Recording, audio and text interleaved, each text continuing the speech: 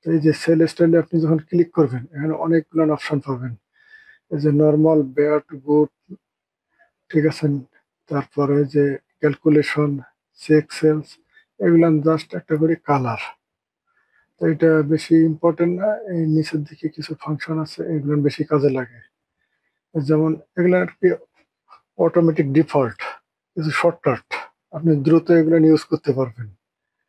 যেমন এখানে এই যে একটা চার্ট দেওয়া আছে, এদের নাম দেওয়া আছে, এজ দেওয়া আছে, ডিস্ট্রিক্ট দেওয়া আছে, স্যালারি দেওয়া আছে। যে আপনার হাতে সময় নেই, আপনি দ্রুত করবেন, তার জন্য এই ডিফল্ট সেল স্টাইলটা দেওয়া আছে এখানে। যেমন এখানে যে হেডলাইনটা দেওয়া আছে, এটা আপনি করবেন এই সেল স্টাইলে আসলেন, যে হেডিং ওয়ান, এটাতে যখন আপনি ক্লিক করবেন যে অটোমেটিক এই কাজটা আপনার হয়ে গেল। যেটা ম্যানুয়ালি করতে গেলে অনেক সময় লাগে, যে এটা আপনার এই যে বোল্ড করা লাগবে, ফন্ট সাইজ বাড়া লাগবে, কালার চেঞ্জ করা লাগবে, আন্ডারলাইন করা লাগবে, এগুলো করতে করতে দেখবেন যে 4-5 মিনিট সময় ব্যয় হয়ে যায়। তো আপনারা এই টাইম সেভ করার জন্য এক্সেল এগুলো ডিফল্ট কিছু তৈরি করে রাখছে। এটা হলো হেডিং ওয়ান। এরপরে আপনি দেখেন এই যে পরে এই চারটায় সেম চার্ট, এখানে দেখেন যে কি আছে, সেল স্টাইল।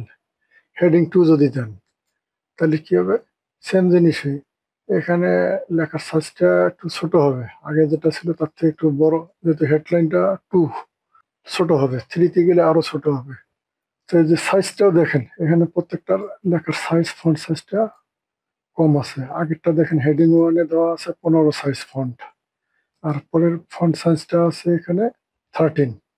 তো এইভাবে আপনি এই যে অটোমেটিক ডিফল্ট এগুলো ব্যবহার করতে পারবেন। এইটা এখানে আবার দেখেন যে হেডিং থ্রি যদি দেন তাহলে লেখার সাইজটা আরো ছোট হয়ে আসবে।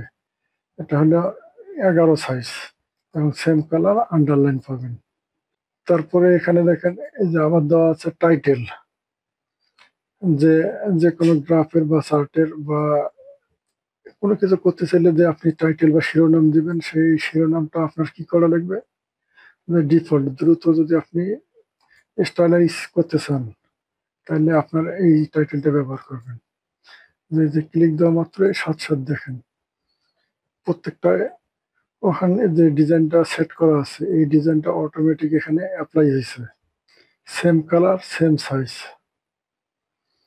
তো এখানে সেল স্টাইলের আরো কিছু অপশন আছে, এই যে কমা আছে, কমার সঙ্গে জিরো দেওয়া আছে, কারেন্সি আছে, কারেন্সির সঙ্গে জিরো আছে। তো এইগুলোর ব্যবহারটা হচ্ছে এরকম, যেমন এখানে যে এখানে স্যালারি দেওয়া আছে, এটা আপনি সিলেক্ট করলেন যে আপনার প্রয়োজন কমার, তাহলে এই যে কমার মধ্যে যা ক্লিক দেন, দেওয়া মাত্রই দেখেন প্রতিটা 3 সংখ্যা পর পর একটা করে কমা আসছে এবং সাথে দশমিকও আসছে।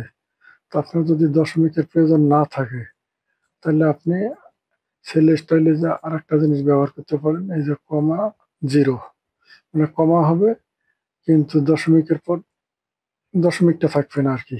দিলে এই যে এখানে দেখেন ক্লিক দেওয়া মাত্রই দেখেন চলে আসছে, আর পয়েন্টটা নাই, এখানে দশমিকটা উঠে গেছে। তো এখানে আরো একটা জিনিস আছে, যে কারেন্সি, আপনি কারেন্সিটাও এখানে নিয়ে আসতে পারেন। যেমন এখানে ডলার মার্ক নিয়ে আসবেন, তাহলে ওই রোটা বা ওই তথ্যগুলো সিলেক্ট করেন, সিলেক্ট করে এই যে কারেন্সির মধ্যে যখন ক্লিক দিবেন তখন সাথে সাথে দেখবেন যে যে এখানে ডলার চলে আসছে, ডলার মার্ক। সাথে দেখেন আরো 3 সংখ্যা পর কমা আছে এবং দশমিকটাও চলে আসছে। তা আপনি যদি শুধু ডলার মার্ক চান যে দশমিকটা থাকবে না, তাহলে সেই ক্ষেত্রে এই যে মনে করেন সিলেক্ট করলেন, সিলেক্ট করার পর এখানে আসেন, এই যে কারেন্সি, থার্ড ব্র্যাকেটের মধ্যে দেখেন জিরো দেওয়া আছে, এটা দিলে দশমিকটা আসবে না। এই যে এখানে কারেন্সিটা চলে আসছে, কমা আসছে, আর দশমিকটা নাই।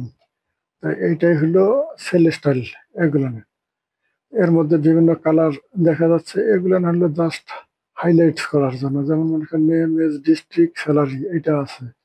আপনি যদি চান যে এটা ব্যাড হোক, এই যে এটা ডিফল্ট আর কি বোঝানোর লেখা, যে গাণিতিক কাজেই সাধারণত এটা ব্যবহার হয় বেশি। এই যে এটার কালারটা ডিফল্ট ভাবে এটা ধরে দিয়েছে।